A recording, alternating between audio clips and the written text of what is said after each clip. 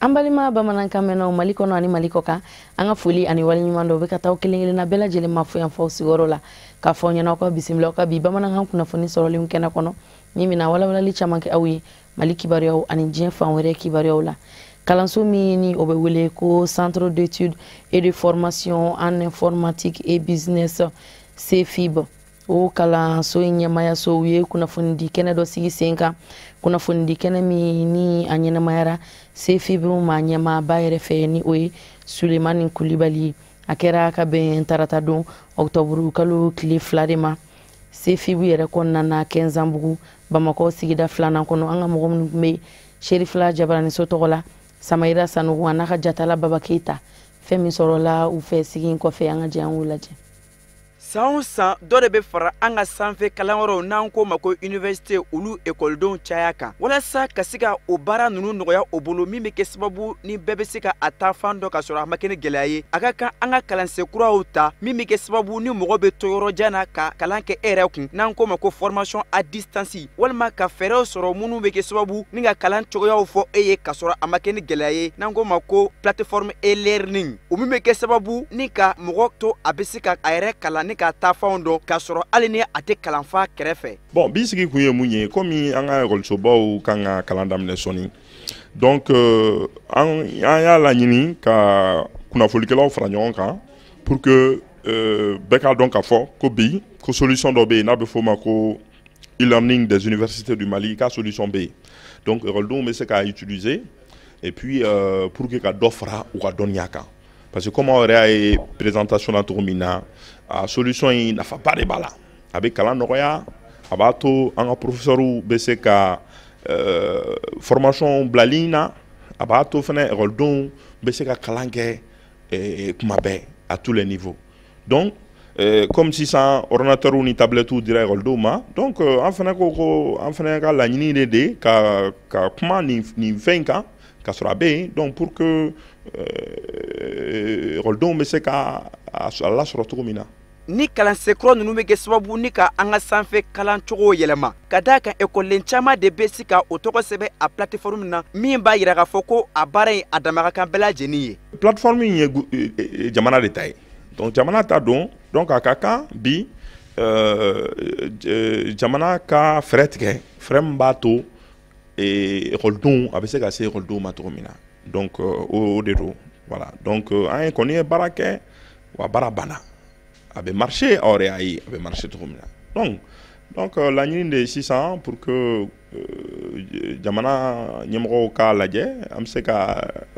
a nafa dun cogo min na. An ma ladɔnniya k'a fɔ ko ni kalansen kura in n'an ko ma ko plateforme in ko a baaraw sigila sen kan kabi avril kalo san 2016 wa a baaraw ɲɛnamayala ka ban an ka sanfɛyɔrɔ kalanyɔrɔ dɔ la n'an ko min ma ko université des sciences juridiques et politiques de Bamako o min b'a yira k'a fɔ ko laɲini minnu gulonlen bɛ ni plateforme baaraw la ko olu sabatira ka ban. Baara bolodalen min ni o bɛ ɲɛsin musow ka jɔyɔrɔko ani u hakɛw kan o baaraw ninnu donna ka bɛn arabadon ma Centre Maeva Palace la Amdalaye Aseyi 2000 kɔnɔna na Bamakɔ sigida 4nan kɔnɔ a dakun kɛra fɛn min ye musow ka se k'u sen don politiki ko la Mali jamana kɔnɔ laɲini ani nafa min ni o makɔnɔnen don o la o hakɛ caya ko la sigi in kɛnɛ kɔnɔ mɔgɔba caman tun bɛ yen nɔ ka fara Mali minisiri kan minisiri min ni o ka caw bɛnnen don musow denmisɛn ani du kunkanko ko ɲɛnabɔli koɲaw ɲɛbɔli kama an ka mɔgɔ min tun bɛ kɛnɛ kɔnɔna na Fatumata Yaya Kane Abdoulaye Sogodogo ani Mariam Traoré fɛn minnu sɔrɔla ka bɔ u bolo an ka jɛ an k'o lajɛ. Jateminɛw y'a yira k'a fɔ ko n'i ye Mali jamanadenw ta kɛmɛ sara la ko musow bɛ jɔyɔrɔ 50 ta politiki bunakun kan u fanga ka bon o la kosɛbɛ ni ɲɛnajɛw jama ɲini fo ka se lajɛw ma kalafiliw mana surunya u bɛ wulikajɔba kɛ o siraw kan nka o n'a ta bɛɛ u jɔyɔrɔ ka dɔgɔn kosɛbɛ fanga sɔrɔli la ka sanga ni nin waleya ninnu kɛlɛli ye kɛnyɛrɛye jɛkulu min bɛ ni o bɛ wele ko Enda Chairman ka fara Enda Japol kan olu ye kɔlɔsiliw boli nin waleya in kan ka projet dɔ sigi sen kan min ni o bɛna kɛ sababu ye musow sen ka don baara caman na projet in yɛrɛ kɔkɔrɔma donnen don farajɛla tɔnba fɛ ni o ye Union Européenne ye. Bi sɔgɔmada in na lajɛ kun ye ka an ye programme min sigi min b'a to musow bɛ se ka sen don an ka député bulon ɲɛmɔgɔya sigi minnu bɛna kɛ a tɛmɛ donc projet in ɲɛsinen do o de ma kɛrɛnkɛrɛnnenya la bi kun ye koromokarili ye n'an b'a fɔ bamanankan la koromokarili ye pour que ka a projet lakodɔn mɔgɔw k'a dɔn k'a fɔ Enda Mali fɛnɛ bɛ ka sen don ni hakilina ninnu na walasa musow bɛ ka to kɔfɛli min kɛ an ka jɔyɔrɔ ɲiniw ni hakilina tayɔrɔw la an fɛnɛ bɛ se k'an fanga fara dɛmɛbaga tɔw ta kan walasa an ka yɛlɛma don la donc bi sɔgɔmada in na lajɛ kun y'o ye an ka dɛmɛbaga minnu n'an jɛna ka laɲini kɛ Union Européenne fɛ n'an b'a fɔ o ma ko Enda Tiers Monde olu ye déplacement kɛ ka bɔ Sénégal ka na événement kama donc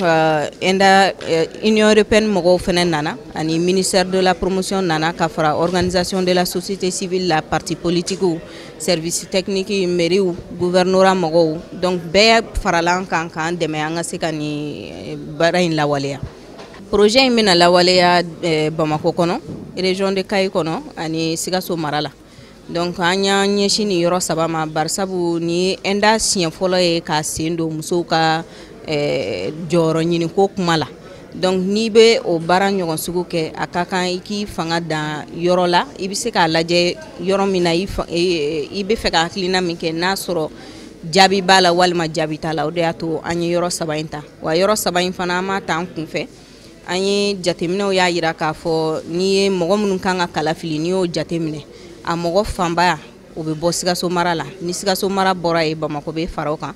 Kayi région bɛ na wɔɔrɔnan na place wɔɔrɔnan na donc an y'a lajɛ yɔrɔ min ta fanga ka bon ani yɔrɔ min bɛ kilancɛ la k'a lajɛ n'an y'an ka baara kɛ an bɛ se ka jaabi min sɔrɔ. Minisiriso min ka cɛw ɲɛsinen don musow denmisɛnnin ani denbaya ka koɲɛw ɲɛnabɔli ma a tɔgɔlamɔgɔ tun bɛ kɛnɛ kɔnɔ ko olu ka minisiriso bɛ nin hakilina in tari kosɛbɛ ko k'a sabu kɛ a bɛna ɲɛtagaba de don u ka baaraw cogoyaw la. donc sɔgɔmada in na a tun ka kan an ka minisiri ka na nin baara ni dayɛlɛ nka a b'a dɔn bi araba ye an ka ɲɛmɔgɔ ninnu bɛ ɲɔgɔn ye la min ye conseil des ministres ye ne ye bila ka na a nɔ na nka ni projet nin filɛ nin ye min daminɛna an bɛ foli kɛ minnu ye a hakilina sɔrɔ ka da kan u ka baara nin o bɛ anw ministère de dɛmɛ parce que an ka ministère bɛ mun na mun ɲini de muso ka ɲɛta ni ko ɲɛta o ye fɛn bɛɛ de ye o ye fɛn min dɔn ɲɛta tɛ se ka taa muso n'a yɛrɛ min ɲini don kow la parce que ne bɛ kɛrɛfɛ o ka e ka musakaw ni ka haminako ɲɛnabɔ a ka gɛlɛn donc fo muso k'i ɲini don donc ninnu ka projet ye min ye élection bɛna se min ye karata ye min ye a tɔgɔ assemblée ka karata ye donc an min ka d'an ye musow ka bɔ ka caya k'i kun bɔ a nɔfɛ ayiwa ni fana u ka se ka place sɔrɔ ka da kan n'u bɛ assemblée la hakilila muso ka fɛn caman bɛ yen a bɛ nɔgɔya ka da kan i ye kunkanko n'i de bɛ yen i bɛ se ka ɲɛnabɔ donc an kɔni bɛ projet mɔgɔ ninnu fo ka Union Européenne fo ka da kan olu de ye musaka di ka projet nin ka se ka yiriwa donc an bɛ duwawu de kɛ min ye laɲini ye ala k'a sabati dɔrɔn ala k'an dɛmɛ ka muso fana dɛmɛ. an bɛ aw ladɔnniya k'a fɔ kɛnɛ in la ɲɛnamayara ni ɲɔgɔlɔnbɔw ye ani poyiw minnu ni olu dakun bolila mɔgɔw la faamuyali kan musow sen donni na politiki koɲɛw la. n'aw ye Mali musow ka jɔyɔrɔ ko sabatili vote de Mali fan bɛɛ. Mali minisiri min ni o ka caw bɛnnen don sigida saniya ani ɲɛta kuntagalajan sɔrɔli baaraw ma Keita Aidambu a ye baara bolodalen dɔ nun don baara bolodalen min ni a bɛna na ɲɛsin Fond Climat Mali projet ani a programme o tako sabanan musakakow a bɛna olu de kofɔ o baara bolodalen a baaraw bɛ ɲɛsin jiko sɛnɛko mɔni bagamara fo ka taa bila kuranko ani kungo kɔnɔna koɲɛw bɛɛ lajɛlen kunkankow la a baara bolodalen a bɛ ɲɛsin o ka yiriwa sabati olu siraw de kan Fond Climat Mali ka baaraw a kɔkɔrɔma donnen don ni jamana minnu fɛ o ye Royaume de la Norvège ani Suède jamana de sigi in kɛra ka bɛn ntɛnɛndon de ma a kɛra Centre d'information pour le développement de kɔnɔ ni o ye CFD an ka mɔgɔ min tun bɛ kɛnɛ kɔnɔna na Amadou No Diallo ani Samba Traoré u sera ka an sama fɛn minnu na an ka jɛ an k'u kɔrɔfɔw lamɛn. An bɛ kɛnɛ min kan wala in na kɛnɛ min don an ka appel à proposition de don. C'est pour que Fond Climat n'a pas fait qu'un projet financé en bout ɲininka fɔlɔ bɛɛ k'a ka projet kɛ ka bila ka na donc ni projet an b'o sugandi cogo min an b'a lajɛ critère dɔ bɛ minnu y'a rempli minnu ye projet ɲumanw ye an b'u ta k'u financer an tɛ se ka bɛɛ financer mais projet ɲumanw salon an ye projet wolofila de financer non baaraw bi taa fɛn caman kan n'i y'a ta sisan an bɛ projet dɔ financer agriculture niveau la ka do kolonɔ yɛrɛ kɛlɛ ka mɔɔw dɛmɛ u ka semence améliorée sɔrɔ minnu b'a to vraiment hali ni clément hali ni sanji wakati dɔgɔyara dɔɔni mais u bɛ se ka kɔni sɔrɔ kɛ et puis an b'a lajɛ fana pour que k'u dɛmɛ u yɛrɛ ka se ka nɔgɔ produit pour que engrais min bɛ importer dɔ ka se ka bɔ a la vraiment an ye financement minnu kɛ sisan tiɲɛ yɛrɛ la an y'a nɔ ye population yɛrɛ an taara k'u lajɛ yɔrɔ dɔ la an y'a ye ko production min kɛra production cayara kosɛbɛ yɔrɔ dɔ bɛ yen surtout jɛgɛ mara yɔrɔ dɔ bɛ yen u ka mɔgɔw tun tɛ jɛgɛ sɔrɔ yɛrɛ u bɛ taa san a tɛ sɔrɔ kosɛbɛ mais sisan an y'a ye jɛgɛ denkɛ min senna vraiment u bɛ sɔrɔ kɛ kosɛbɛ donc alhamdulillah vraiment an ye min ye population yɛrɛ b'a nafa fɔ kosɛbɛ et dɔw yɛrɛ bɛ ka ɲininka mun na est-ce que u ka commune kelen y'a sɔrɔ fo an kana commune wɛrɛ fana na bɛɛ bɛ ka ɲɔgɔn sama a nɔfɛ ayiwa an ye min kɛ hali bi o bɛ taa miliyari 8 ani 2 bon sisan an tɛ se k'a da fɔ sisan parce que an bɛ ka wari ɲini wari dɔ ko fɔra an ye mais an tɛ se k'a fɔ ko a nana parce que an ma sɔrɔ an bolo fɔlɔ wari tant que an ma don i bolo i tɛ se k'a fɔ mais en tout cas an ni minnu bɛ ɲɔgɔn bolo o ye min f'an ye kɔni alhamdulilayi an hakili la wari dɔ bɛ sɔrɔ. Mali minisiri min ni o ka caw bɛnnen don baarako denmisɛnw kunkanko ani fasoden ɲumanya jɔli baaraw kama minisiri Amadu Koyita ka bɛn ni tarata don ye sigi dɔ kɛnɛ ɲɛmɔgɔya tun bɛ a bolo sigi min ni a baarabolodalenw ni a bɛ tali kɛ fɛn min kan u y'a ko a ma ko baarabolodalen a tɔgɔ ye ko Voix des Jeunes du Sahel min ni a donna ba la Centre pour le développement humanitaire Centre HD fɛ Nanzarala tɔnba Union européenne o ni Royaume du Danemark olu ka dɛmɛɲɔgɔnya kɔnɔna na musakako nasira fɛ baarabolodalen naɲini ye fɛn min ye ka se ka sigiɲɔgɔnya ka o mankanw da G5 Sahel jamanaw ni ɲɔgɔn cɛ denmisɛnninlakaw olu ka dɛmɛ kɔnɔna na sigikafɔw ka se ka kɛ damu ye sigiɲɔgɔnya duma ko fɔ G5 Sahel jamana ma ɲɛmaw olu kelen-kelennaw bɛɛ lajɛlen ni ɲɔgɔn cɛ ani Nanzarala tɔnba Union européenne ka fara u tɔndenw kan tɔnden minnu ni o bɛ o jɛkulu ninnu kɔnɔna na walasa jɛɲɔgɔnya dumanw olu bɛ se ka kɔrɔ don u ni ɲɔgɔn cɛ fɛn min sɔrɔla o kɛnɛ kan minisiri Amadu Koyita an ka jɛ an ka ale lamɛn walasa an bɛ se ka caman faamu. An bɛ foli lase fɔlɔ Union européenne ma n'olu y'an baarakɛ ɲɔgɔn ye an cɛ ɲɔgɔn don u bɛ an ka jamana dɛmɛ kosɛbɛ an mana baara minnu boloda jamana ɲɛtaa la ka tila ka Royaume de Danemark fana fo ni hakilila ɲuman na ani HT ɲɛmɔgɔw baara ɲɛsinnen bɛ sifiw ma ne b'a dɔn jamana si tɛ taa ɲɛ ni sifiw jɔyɔrɔ ma fa jamana si tɛ taa ɲɛ ni sifiw ma lamɛn jamana si tɛ taa lamɛn ni sifiw haminako n'u miirinako ma dɔn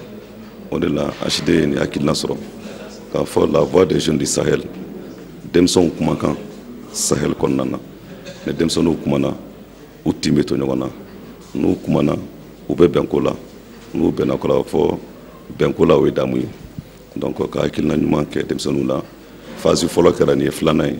filanan bɛ nale fana hakilinaw talen don musakaw caman b'a la Union européenne kan ka dɛmɛ min kɛ Royaume de Danemark kan ka dɛmɛ min kɛ denmisɛnninw ka baarako fana o bɛ se ka basigi cogo min na denmisɛnninw bolominɛ kɔrɔ o bɛ se ka kɛ cogo min na ani denmisɛnninw jɔyɔrɔ bɛ kɛ min ye k'u ka kumakan bɛ se ka lamɛn cogo min na pour que jamana ni an bɛ basigi min ɲini jamana kɔnɔ o basigi ka na bɛɛ b'a dɔn fana an ka jamanakuntigi n'o ye président Ibrahim Boubacar Keïta ye que mandat filanan min kalifala ma n'o ye mana ye danaya kura min d'a kan a y'a danaya kura tengu Mali bɛɛ la Mali bɛ ɲɛtaa la nka kɛrɛnkɛrɛnnen na a y'a ɲɛsin denmisɛnninw ma o de la hakilinaw n'o de bɛ taa ni denmisɛnninw ka ɲɛtaa ye n'o de bɛ taa ni denmisɛnninw ka baarako ye n'o de bɛ taa ni denmisɛnninw jɔyɔrɔ ye jamana dilanni na anw ye minisiri ye anw ka baara ye kana k'u dɛmɛ o baara la donc an bɛ se ka Union européenne fo ka Royaume de Danemark fo ka acheter responsable fo ka fo jeune yo fana ni hakilina bɛɛ ɲɛsinnen b'u ma pour k'u jɔyɔrɔ ye min ye u kana kɛ dɔrɔn den kɛrɛfɛmaa ye u kana kɛ maa ye dɔrɔn minnu bɛ lamɛnni kɛ u k'a dɔn an bɛ bɛn min ɲini na an bɛ basigi min ɲini na an bɛ ɲɛta min ɲini na n'olu ta tɛ kɛ donc o de la baara kalifalen n'olu yɛrɛ la k'a fɔ k'u yɛrɛ ka baara de minɛ u hakilina mana kɛ min ye min na ka da min ye u ka kumakan jate min mana kɛ o de bɛ an bilasira donc an b'o de kan bi. O de b'an sɛnsɛn ka diɲɛ fan wɛrɛ kibaruyaw lasɔrɔ an ka jɛya Musa Fɔnba ye fɛn minnu sɔrɔ ka bɛn ni kuma ye k'o lajɛ ɲɔgɔn fɛ.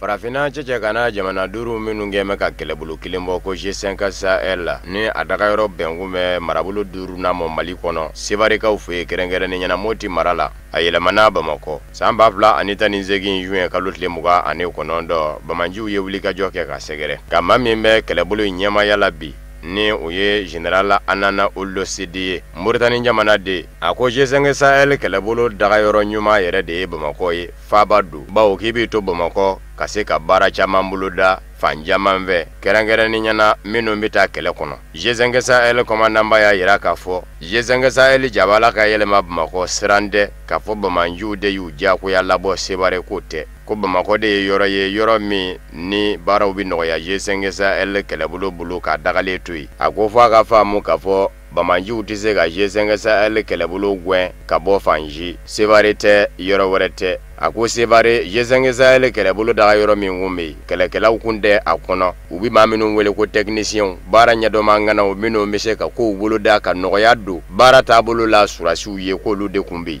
o kumana o technicien ninnu kan ka ye yɔrɔ de la u fɛrɛlen don yɔrɔ min kunnafoniw bɛ se ka kɛlɛkɔnɔmaw sɔrɔ cogo min nɔgɔya la o bɛɛ lajɛlen nɔgɔya sira ye faaba ye n'o ye Bamakɔ ye a b'a to o technicien ninnu fana bɛ hakili jagabɔbaw kɛ baaraw minnu kan ka boloda faratima yɔrɔw la k'olu boloda nɔgɔya la a y'a yira k'a fɔ a bɛ dɔgɔkun kelen bɔ bi G5 Sahel kɛlɛbolo bɛ ka kɛlɛ bincogo boloda n'u k'o ma ko planification a bɛ kɛ don min na o kɔni tɛ fɔ nka a kɔni bɛ sen na General Anana Olo Sidi a ko Bamanjiya wale kɛlɛli o n'a kɛ G5 Sahel kɛlɛbolo ka kɛta ye Burukinakaw ka surasiya ɲɛmaaba ni o ye General Umaru Sadu ye G5 Sahel kɛlɛbolo tɔgɔ la ale y'a yira k'a fɔ bi in na Burukina jamana bɛ wasa don a ka surasiw de la gale ko barisabu ka d'a kan n'i ye Mali ni Burukina jateminɛ danger ka sɛbɛkɔrɔ bo kilomɛtiri 1000 ni kilomɛtiri 3 n'a ma caya o ye yɛrɛ k'o ye danger ko da ye k'o kumana ko G5 Sahel kɛlɛbolo a tɛ se ka jɔ nin bɛɛ lajɛlen la ka taa G5 Sahel kɛlɛbolo ka kɛta de bɛna kɛ kɛlɛ bincogo bolodali n'u k'o ma ko planification ani kunnafoni ɲinini Bamanjiw kan ka sɔrɔ fa minnu fɛ subahana mansi na kunnafoni sɔrɔ sirakura sababu la ka se k'olu ɲini k'o bila surasiw ka bolo ka faratima yɔrɔw la k'o y'a ka baarakɛtaw ye o kumana ko n'a ma ɲa k'a fɔ a jabala nan bɛ kɛ Bamakɔ ye bi duguba ye Bamakɔ ye fɛɛrɛ caman sɔrɔ yɔrɔ bɛ se ka kɛ Bamakɔ sigi ye G5 Sahel kɛlɛbolo dagayɔrɔ ko la k'o de y'a to ko yɛlɛma donna baaraw taabolo la.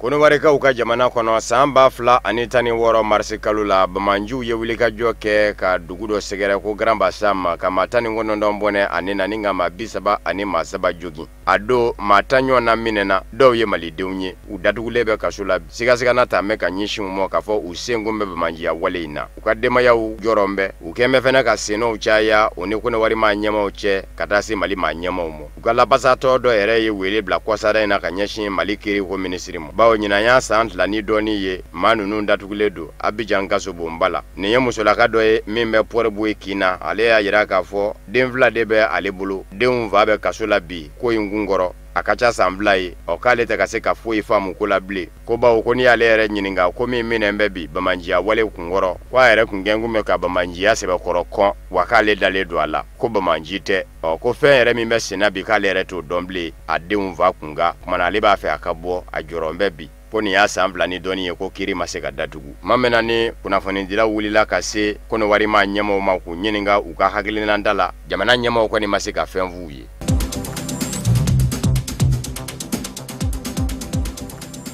ma mɛnna ni Congo Kinshasa jamana kan ka diɲɛseleke naani tɔnba Nations Unies ɲɛmayaso jamana 15 Conseil de sécurité maaw bisimila o kuma kelen de fɛnɛ na gwɛlɛyaba fɛnɛ bɛ ka don Congo Kinshasa maa ɲɛmaw ni diɲɛseleke naani tɔnba Nations Unies ɲɛmayaso kelen o cɛ wa jamana ɲɛma Joseph Kabila yɛrɛ dun fɛnɛ kan ka taa o diɲɛseleke naani tɔnba Nations Unies kelen jaba la fɛnɛ na don nataw la waleya bɛ fa min fɛ diɲɛseleke naani tɔnba Nations Unies ka basigili jɛkulu MONUSCO min bɛ Congo Kinshasa jamana kɔnɔ o ka mina dɔw don dɔ a n'a maaninfin Congo Kinshasa ma ɲɛmaw ye ŋwara da u la k'u ti don bawo Congo Kinshasa ma ɲɛmaw ni y'u ɲininka bi diɲɛseleke naani tɔnba Nations Unies ka basigili jɛkulu MONUSCO a ka taa ka bɔ u ka jamana kɔnɔ o de ka d'u ye Congo surasiya y'a yira k'a fɔ diɲɛseleke naani tɔnba Nations Unies ka basigili jɛkulu MONUSCO ka mina ka bali ka don jamana kɔnɔ k'a bi faamu kɛ maramafɛnw bɛ don diɲɛseleke naani tɔnba Nations Unies fɛ Congo Kinshasa jamana kɔnɔ a n'a kisɛ girimanw hala bonyati da Congo Kinshasa ma ɲɛmaw ka jango surasi ɲɛmaw mina minnu bɛ bɔ diɲɛseleke naani tɔnba Nations Unies ka basigili jɛkulu MONUSCO fɛ Congo Kinshasa jamana kɔnɔ a bonyati da Congo Kinshasa ma ɲɛmaw ka jango surasi ɲɛmaw mina minnu donna diɲɛseleke naani tɔnba Nations Unies ka basigili jɛkulu MONUSCO fɛ u ni bamanjiw carakalen ɲɔgɔn na kuma dɔw la ni o minɛnw dara kiriw la walikɛlen o tununna o bolo u ni mamurilen jɛkuluw ni ɲɔgɔn cɛ kɛlɛ senfɛ diɲɛseleke naani tɔnba Nations Unies ka basigili jɛkulu MONUSCO ti o ɲɛfɔ jamana ɲɛmaw ye jango surasi ɲɛmaw Congo Kinshasa jamana kɔnɔ o kumana ko min bɛ o cogo la n'a ma ɲa k'a fɔ Congo Kinshasa ma ɲɛmaw ka laɲini ye dɔ ka bɔ diɲɛseleke naani tɔnba Nations Unies ka basigili jɛkulu MONUSCO ma hakɛ la Congo Kinshasa jamana kɔnɔ fɔ ka taa se banni yɛrɛ ma o ka taa ka bɔ jamana kɔnɔ pewu a ka kan jamana ɲɛmaw ka minɛnw jɔ sira la walasa ɲɔgɔnbaamuyaw ka kɛ an b'aw ladɔnniya k'a fɔ jamana ɲɛma Joseph Kabila diɲɛseleke naani tɔnba Nations Unies ka basigili jɛkulu MONUSCO ka manda kurakurayali la a kun ye murukurundako ye nka sɔn bɛɛ ko kura fɔ a yɛrɛ bɛna taa u lamɛn diɲɛseleke naani tɔnba Nations Unies jaba la New York Amérique duguba la o tɛmɛnen kɔfɛ ka bɔ yen octobre kalo tile 5 nata fana diɲɛseleke naani tɔnba Nations Unies ɲɛmayaso jamana 15 Conseil de sécurité fɛnɛ kan ka bisimila Congo Kinshasa jamana fɛ Congo Kinshasa.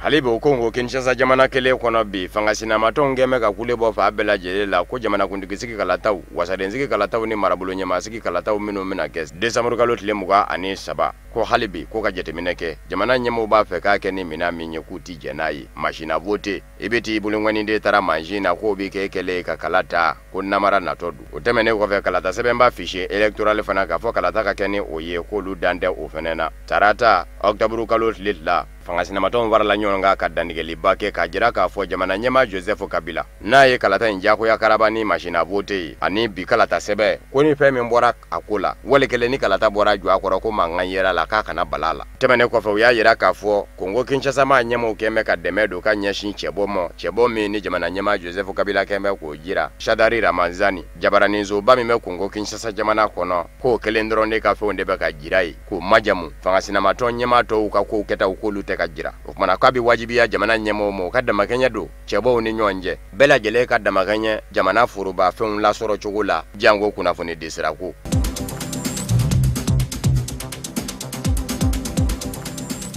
Faransi jamana y'a jira octobre kalo tile 2 tarata k'a fɔ Iran jamanaden fila u ka nafolo bɛ kumaniya u ma ko gel des avoirs Faransikaw ka minisiriso min ɲɛsin bɛ Faransi ni jamana wɛrɛ ni ɲɔgɔn cɛ koɲɛ ɲɛnabɔw ma o kɛlen bɛ k'a jira k'a fɔ Iran jamana kungɛn kun bɛ ka labɛn dɔw sabati ni ka bamanjiya wale dɛmɛ Faransi dugukolo kan yɔrɔ la yɔrɔ min bɛ wele ko Villepinte ka bɛn ni juin kalo tile 30 tɛmɛnen ye ko ni u kun bɛ sɔn ka tiɲɛ a don n'a ma kɛ Faransi lakana tigilamɔgɔw ka cɛsiribaw ye Faransi y'a yira k'a fɔ juin kalo tile 30 tɛmɛnen Iran jamanaden fila cɛ ni muso u minɛna Belgique jamana kɔnɔ u ka mobili falen kun don furumbaraniw na ani furumbarani wulila ni u k'a ma ko mécanisme de mise à feu sɛgɛsɛgɛlikɛlaw y'a yira k'a fɔ u ka sɛgɛsɛgɛliw taara bɔ a kan k'a fɔ maa fila ninnu cɛ ni muso Iran jamanadenw na u kun bɛ k'u kun da Villepinte de kan n'o ni Paris man jan Faransi faaba ka sɔrɔ ka bamanjiya wale kɛ ka niw tiɲɛ ko barisabu ka d'a kan k'u minɛna don min k'o don kelen ko Iran jamanadenw ka ɲɔgɔnkunbɛba dɔ fɛnɛ kun kan ka kɛ o don maa minnu bɛ wele Iran jamana kɔnɔ ko Mujahidin du peuple san o san olu ka ɲɔgɔnkunbɛba bi kɛ olu ye maaw ye minnu ni Iran fanga tɛ ka ɲɔgɔn kan fɔ u bɛ Iran jamana kɔ kan maa 25 ɲɔgɔn na don u si ni Iran maa ɲɛmaw tɛ ɲɔgɔn kan fɔ ko wa ko ni maa fila ninnu datɔ kun don bamanjiya wale in kɛ ka bɛn ni o don de fɛnɛ ye maa min na ni Iran maa ɲɛmaw ye kɔrɔfɔ mɛn ka bɔ Faransi yɔrɔ Babu Sentigi o y'a yira k'a fɔ fɔ nin faamuyabaliya in ka wuli u ni Faransi jamana ni ɲɔgɔn cɛ waleya min bɛ Iran ni nazarala jamanaw ni ɲɔgɔn cɛ bi o dogon tɛ Faransi la ni maa yɛrɛ bɛ surunna nin don na yɛrɛ o ye Faransi jamana de ye Iran jamana ni nazarala jamana tɔw ni ɲɔgɔn cɛ fɔ ka taa se Amérique ma k'o dɔn ka laban k'a fɔ k'i bɛ bamajiya wale bolo da ka ɲɛsin o jamana masina ma k'o ka gɛlɛn. Iran babu sentigi y'a yira k'a fɔ olu kɔni bɛ fɛn min ɲini nin ko in na ko labɛnnen de don. Ameriki jamana ni a teri jamana Bani Israɛlakaw fɛ ka nin n'a ɲɔgɔnna kokolo labɛn ka Iran jamana ni Faransi jamana ni ɲɔgɔn cɛ tiɲɛ k'a dabɔ b'o de kama. Barisabu ka d'a kan ko Iran mago bɛ Faransi jamana ka dɛmɛ na ani diɲɛ nazara jamana tɔw bɛ se ka ɲɔgɔn faamu cogo min kɛrɛnkɛrɛnnen ɲɛna nazaralatɔnba Union Européenne ani Ameriki ka ɲɔgɔn faamubaliya o ye ko wɛrɛ ye. Olu yɛrɛ ma deli ka ɲɔgɔn faamu yɛrɛ. Nka nazaralatɔnba Union Européenne Faransi ka kɛ surunadi donba ye fɔ fanw ka se ka ɲɔgɔn sɔrɔ nazaralatɔnba Union Européenne ni Iran jamana ni ɲɔgɔn cɛ o ye Iran jamana ka laɲini ye. Wa Iran jamana tɛ se k'o dɔn k'a fɔ k'a bɛ bamajiya wale dɛmɛ wali kelen k'a bolo da ka ɲɛsin Faransi jamana ma Faransi jamana dugukolo kan.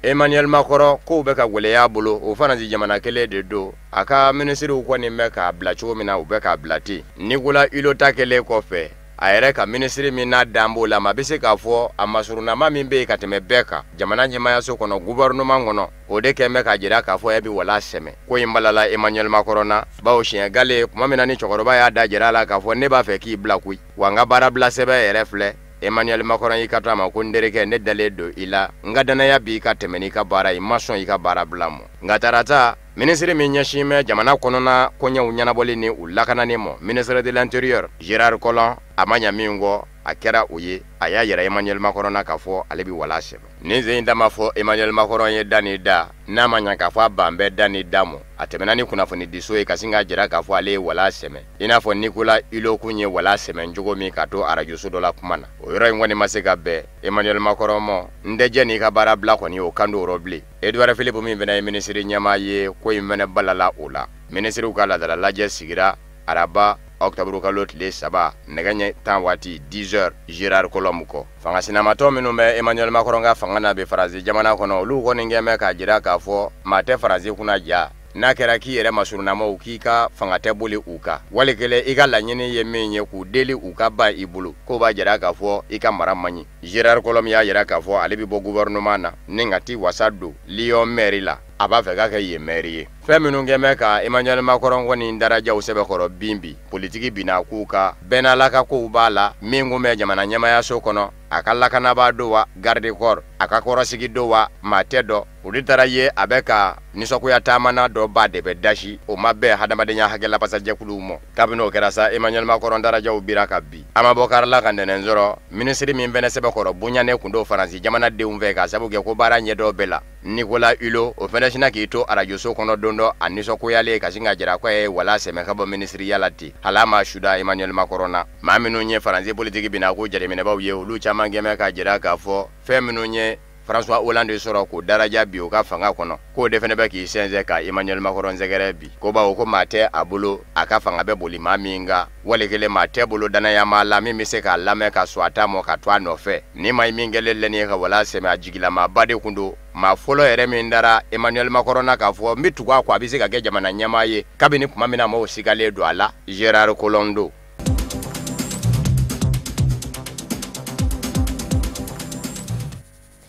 O de bɛ dansigi kɛ bi bamanankan kunnafoni sɔrɔlenw na minnu sera ka fara ɲɔgɔn kan ka bɛn ni kuma in ye kunnafoni di so ɲɛmɔgɔso fɛ k'a lase aw ma aw ni ce aw ka ɲɛmadalu la ni Ala sɔnna ma laseli nata an bɛna ɲɔgɔn sɔrɔ o kɛnɛ kelen kɔnɔ yan nɔ aw k'an bɛn sani o cɛ aw ni ce.